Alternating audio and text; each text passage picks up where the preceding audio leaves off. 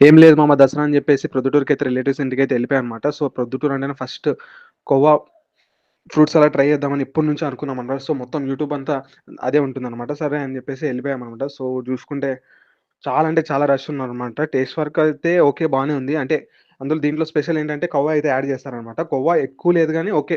Tasty అయితే అనిపిస్తుంది. So, each glass వచ్చేసి మనకి రూ. 50 అయితే పడుతుందనమాట. కానీ రష్ మాత్రం పీక్స్‌లో ఉన్నారు. మొత్తం యూత్ వాళ్ళే ఉన్నారనమాట.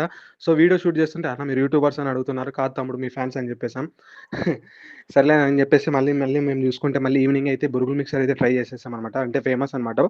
గాంధీ పార్క్ అందరికి ఆల్మోస్ట్ తెలిసే ఉంటుంది. దాని అపోజిట్‌లోనే ఉంటుందనమాట. సో, అలాగే బురుగులు మిక్చర్ అయితే తినేసి మళ్ళీ మేము గాంధీ పార్క్ పక్కనే ఉన్న ఫుడ్ కోర్ట్‌లోకి అయితే వెళ్ళిపోయామనమాట. ఇరానీ చాయ్ తాగుదామని చెప్పి. సో, చాలా అంటే చాలా స్పేషియస్‌గా బావుంది. సిట్టింగ్‌కి అయితే బావుంది. మొత్తం యూత్ అంతా ఇక్కడే ఉన్నారనమాట.